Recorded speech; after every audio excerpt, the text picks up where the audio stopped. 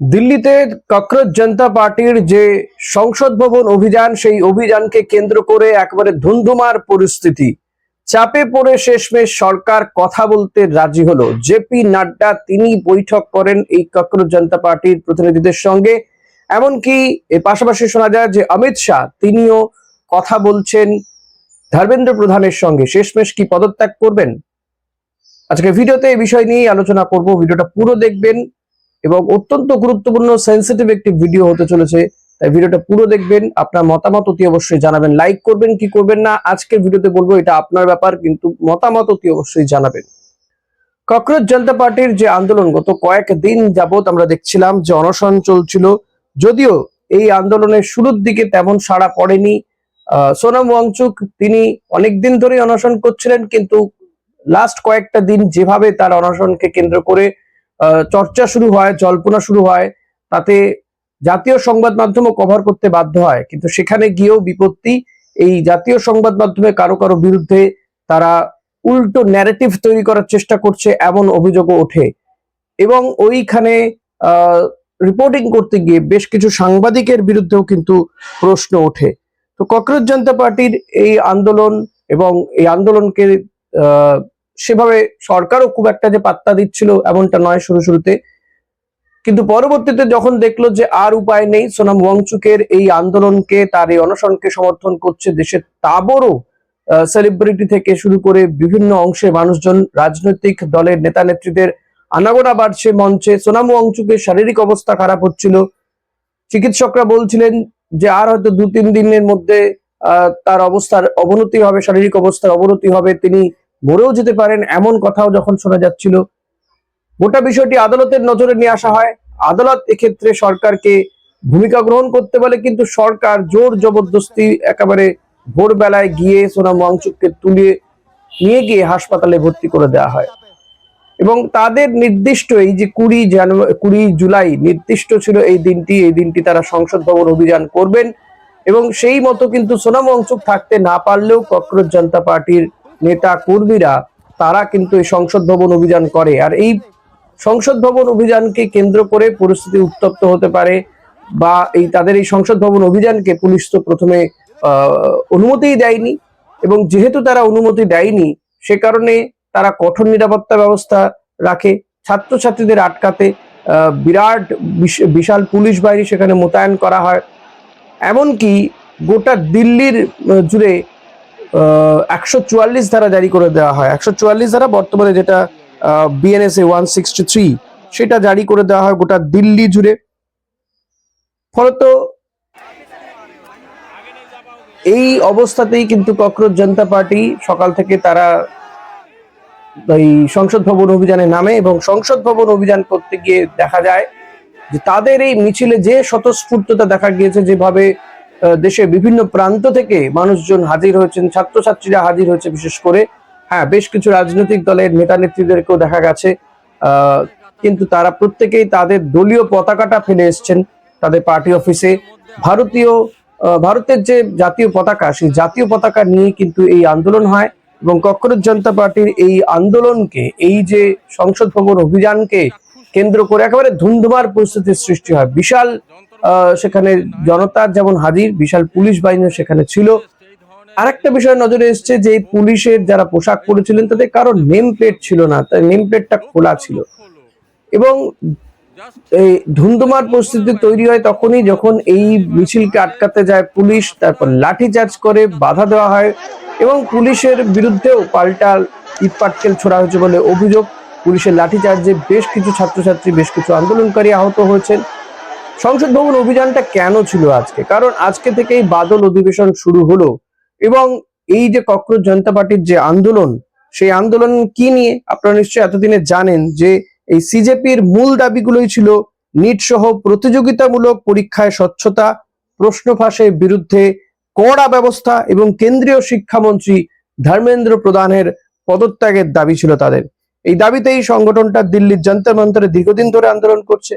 পরিবেশ কর্মী, বিশিষ্ট সমাজসেবী সোনাম ওয়াংচুক এই আন্দোলনকে সমর্থন করে অনশন বসেছিলেন, কিন্তু সেই আন্দোলনকে কোথাও গিয়ে পুলিশের জোর জুলুম করে তুলে দেওয়ার চেষ্টা, গতকাল রাতেও সেখানে তেমনই হয়েছে।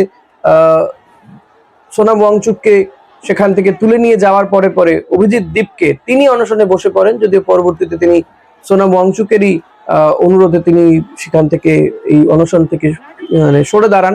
কিন্তু তারপরও জোর জবরদস্তি তাদের এই আন্দোলন তুলে দেওয়ার চেষ্টা করে পুলিশ, এমনটাই কিন্তু অভিযোগ তাদের।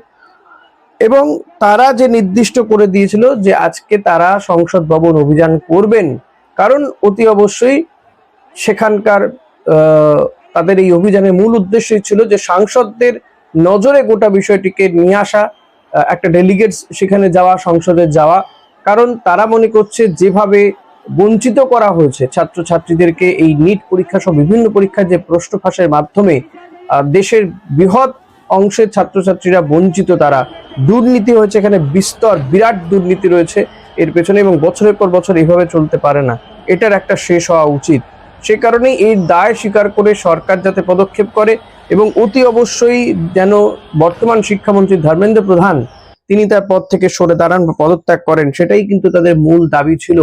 কিন্তু সংসদ ভবন ঢোকা তো দূর, তারা অনেক আগেই তাদেরকে আটকে দেওয়া হয়। যন্তর মন্তরের ঠিক মেন গেটের সামনে যেখানে হাঙ্গার স্ট্রাইক করেছিল সোনাম ওয়াংচুক এবং অভিষেক দীপকেরা, তার সামনে এখন আমরা দাঁড়িয়ে আছি।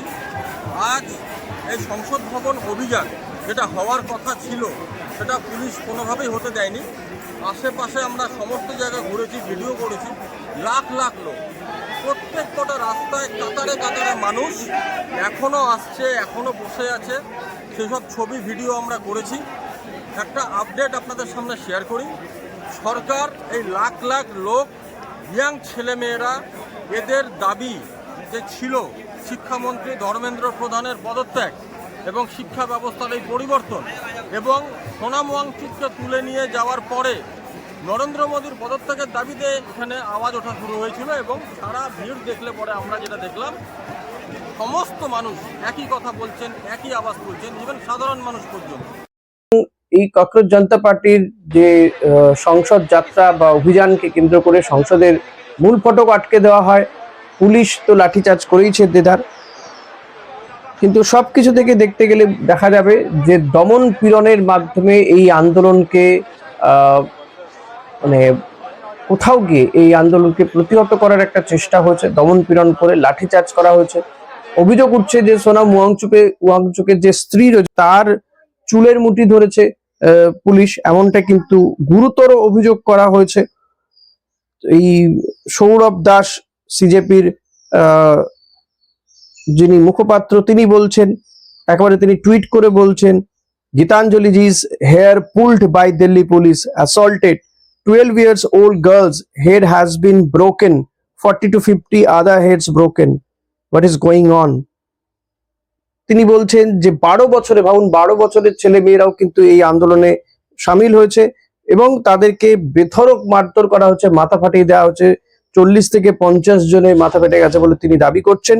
সোনাম ওয়াংচুকের যিনি স্ত্রী, যিনি ওয়াইফ গীতাঞ্জলি, তারও চুলের মুঠি ধরে টেনেছে পুলিশ, এমনটা কিন্তু অভিযোগ করছেন ককরোচ জনতা পার্টির মুখপাত্র।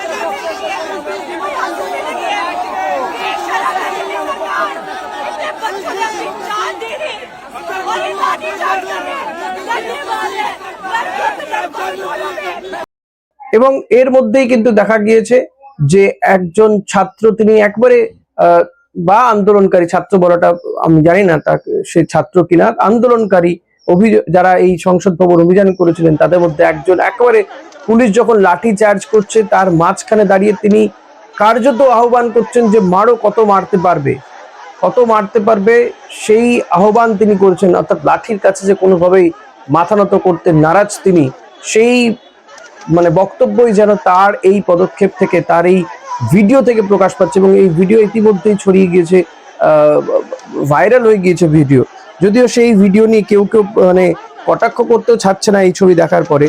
সদ্য যারা এনডিএ জোটে সামিল হয়েছে, এনসিপিআই, এই কাকলি ঘোষ দস্তিদাররা যারা মমতা বন্দ্যোপাধ্যায়ের হাত ছেড়ে যারা নিজেরা একটি দলে সামিল হয়েছেন, যারা এনডিএ কে সমর্থন করবেন বলে জানিয়েছেন, তাদের মধ্যে এই কাকলি ঘোষ দস্তিদার তিনি আবার ওই আন্দোলনকারীর কে নিয়ে প্রশ্ন তুলেছেন।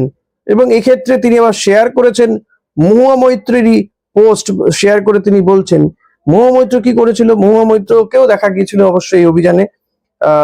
মহুয়া মৈত্র ওই যুবকের মানে ভিডিও দিয়েই তিনি টুইট করেছেন বা এক্সে লিখেছেন, অমিত শাহ নরেন্দ্র মোদী দেখ লিজিয়ে, take a good look, today youth are standing up to you fearlessly, now you really have no place to hide। প্রধানমন্ত্রী নরেন্দ্র মোদী অমিত শাহকে কটাক্ষ করে তিনি লিখেছে যে আপনাদের পালাবার কোনো পথ নেই। এখানেই আবার কাকলি ঘোষ দস্তিদার এই টুইটটাকে তিনি হাতিয়ার করে বলছেন, who is this student, where does he study, does he look like a student, anarchy at its highest order. বুঝতে পারছেন, কাকলি ঘোষ দস্তিদার তিনি আবার এর বিরুদ্ধে, অর্থাৎ ওই যুবকের পরিচয়, যুবক কি ছাত্র, কোথায় পড়ে সে, এটা তো মানে যাতা হচ্ছে, অ্যানার্কি বলছেন তিনি পুরো। এবং অ্যানার্কি হচ্ছে হাইয়েস্ট অর্ডার, এই মানে হাই লেভেলে হচ্ছে, এরকম তিনি মহুয়া মৈত্রের এই পোস্টকে রিপোস্ট করেছেন। তবে রিপোস্ট করতে গিয়ে আমরা সাধারণত দেখি কি যে সেই সামিল হয়, সেই একই দাবি থাকে, কিন্তু এক্ষেত্রে আন্দোলনকারীদের কটাক্ষই করেছেন কাকলি ঘোষ দস্তিদার। এবং তিনি প্রশ্ন তুলে দিয়েছেন যে ওই যুবক কি সত্যি ছাত্র। দেখুন না, মহুয়া মৈত্র এখানে কোথাও ছাত্র কিন্তু বলেনি, Mahua Moitra youth are standing বলেছেন, অর্থাৎ যুবক। হ্যাঁ, যুবক তো বটেই, ওই ব্যক্তিকে দেখা যাচ্ছে সে তো যুবক বটেই, তো এর মধ্যে ছাত্র তিনি কোথাও বলেননি। একমাত্র যে ছাত্রছাত্রীরাই আন্দোলন করতে পারে, অন্য কোনোরা আন্দোলন করতে পারে না এমন তো নয়, কারণ প্রত্যেকেরই স্বার্থ এর মধ্যে প্রত্যক্ষ পরোক্ষভাবে জড়িয়ে রয়েছে। কারো পরিবারের সন্তানটি হয়তো পরীক্ষা দিয়েছিল, কিন্তু পরীক্ষার প্রশ্নপত্র লিক হয়ে যাওয়াতে সেই বাড়ির ছেলে বা মেয়েটি হয়তো আত্মহত্যার পথ বেছে নিয়েছে। এরকম প্রায় 12 থেকে 13 জন, বা সিজেপির অভিযোগ যে 20 জনের মতন ছাত্রছাত্রী যারা আত্মহত্যা করেছিল এই নিটের প্রশ্ন ফাঁসের জেরে, তারা অসহায় অবস্থায় পড়ে গিয়েছিলেন। তো তাদের পাশে দাঁড়াতে পারে না তাদের বাবা মারা, আন্দোলন করতে পারে না তার দাদা ভাই বোন কেউ, তা নিয়ে প্রশ্ন তোলা হবে যে এরা কে। অর্থাৎ প্রশ্ন করা যাবে না, সরকারের বিরুদ্ধে প্রশ্ন করতে গেলেই কিন্তু দাগিয়ে দেওয়া হবে সে পাকিস্তানি, খালিস্তানি, বাংলাদেশি এরকম। আর কাকলি ঘোষ দস্তিরা তাদের হঠাৎ খুব দায় পড়ে গেছে, কারণ তারা সদ্যই একটি দলের সাথে বেইমানি করে তারা যুক্ত হয়েছেন এনডিএ তে, হঠাৎ খুব মোদি ভক্ত হয়ে উঠেছেন। দুদিন আগেও যিনি নরেন্দ্র মোদী অমিত শাহকে খিস্তি করছিলেন, মানে গাল পাচ্ছিলেন, সেই কাকলি ঘোষ দস্তিদার হঠাৎ তিনি কত বড় এনডিএ সমর্থক, তারা শরিক, এনডিএ শরিক, সেটা দেখানোর প্রয়োজনীয়তা বা তাগিদ অনুভব করছেন, সেই জায়গা থেকে তিনি এই পোস্ট করেছেন। এত গুরুত্ব দেওয়ারও বোধহয় কিছু নেই। যাই হোক, কিন্তু যেটা গুরুত্বপূর্ণ যে কোথাও গিয়ে কিন্তু টনক নড়তে শুরু করেছে এই আন্দোলনের চাপে পড়ে। জেপি নাড্ডা তিনি এই সিজেপির কয়েকজন প্রতিনিধির সঙ্গে তিনি বৈঠক করছেন বলে জানা যাচ্ছে। অপরদিকে অমিত শাহ তিনি ধর্মেন্দ্র প্রধানের সঙ্গে কথা বলেছেন, হয়তো ধর্মেন্দ্র প্রধানকে সরানো হতে পারে। দেখুন, শোনাই যাচ্ছিল যে এই মন্ত্রক, কেন্দ্রীয় সরকারের একাধিক মন্ত্রকের রদবদল হতে পারে, এমন একটা খবর ছিল। এবং সেক্ষেত্রে এই ধর্মেন্দ্র প্রধান সহ আরো বেশ কিছু মন্ত্রী পদ যেতে পারে, বেশ কিছু মন্ত্রী এদিক ওদিক হতে পারে, মন্ত্রক বদলাতে পারে। এবং সেক্ষেত্রে কিন্তু এই ধর্মেন্দ্র প্রধানকে হয়তো বলা হতে পারে তিনি তার পদ থেকে সরে দাঁড়ান, হতেই পারে। অমিত শাহ হয়তো তেমনই কিছু বলতে চাইছেন। আর যদি সেটা হয়তো, অন্তত আমি যখন ভিডিও রেকর্ড করছি তখনও পর্যন্ত তেমন কোনো অ্যানাউন্সমেন্ট নেই, যদি সেটা হয় তো নিঃসন্দেহে সরকার যে ব্যাকফুটে গিয়েছে সেটা বোঝা যাবে। বা আপাতত অন্তত যে এখনো যে পরিস্থিতিতে সরকার কথা বলছে তা থেকে কিন্তু পরিষ্কার যে এই সিজেপির আন্দোলন, এই ছাত্রছাত্রীদের আন্দোলন কিন্তু এক একতরফা ভাবেই কোথাও গিয়ে তাদের এই আন্দোলনের জয়লাভ করেছে এখনই বলা যেতে পারে, কারণ সরকার নমনীয় হয়েছে, কথা বলতে বাধ্য হয়েছে তারা, অর্থাৎ তাদের আন্দোলনের জয় এটুকু বলা যেতে পারে। এবং যদি এরপরে পদত্যাগ করেন ধর্মেন্দ্র প্রধান, যদি সরে দাঁড়ান, নিঃসন্দেহে সেটা তো বড় জয় হবে। এবং দিল্লির বুকে যন্তর মন্তরে এই আন্দোলন দেখিয়ে দিল যে এই সরকারের বিরুদ্ধে কথা বলতে কোথাও গিয়ে ছাত্রছাত্রীদের মতন কেউই পিছপা নন। ছাত্রছাত্রীরা, বেকার যুবক যুবতীরা কেউ আর পিছপা নন, কেউ আর ভয় পাচ্ছে না সরকারকে। সরকার তো একটা ভয়ের বাতাবরণ তৈরি করতে চেয়েছিল। কোনো রাজনৈতিক দল আজকে পথে বসে আন্দোলন করতে পারে না, নানানভাবে এক একটি রাজনৈতিক দলের নেতা নেত্রীদের বিরুদ্ধে এক এক ধরনের মামলা দিয়ে রাখা হয়েছে। ইডি, সিবিআই থেকে শুরু করে সমস্ত সংবাদ মাধ্যম মানে সেভাবে মুখ খুলতে পারে না সরকারের বিরুদ্ধে, সরকারের কাজের সমালোচনা করার জায়গাই নেই কোথাও গিয়ে। তো সেই জায়গায় দাঁড়িয়ে এই সিজেপির আন্দোলন, ছাত্রছাত্রীদের এই আন্দোলন গোটা দেশের একটা অংশের আন্দোলন, নিঃসন্দেহে সেই আন্দোলন কিন্তু সরকারকে যথেষ্ট নাড়িয়ে দিয়েছে, চাপে ফেলেছে, এটা কিন্তু বলা যেতে পারে। এবং সেই কারণেই না সরকার এই আন্দোলনকারীদের সঙ্গে কথা বলতে রাজি হয়েছে, কথা বলছে। তবে সেটা যদি আরেকটু আগে হতো আমার মনে হয় ভালো হতো। এক, দুই হচ্ছে এই লাঠিচার্জ করার কোনো প্রয়োজনীয়তা ছিল বলে তো মনে হয় না। গণতান্ত্রিক দেশ, বারবার করে বলা হয় ভারতবর্ষ গণতন্ত্রের পীঠস্থান।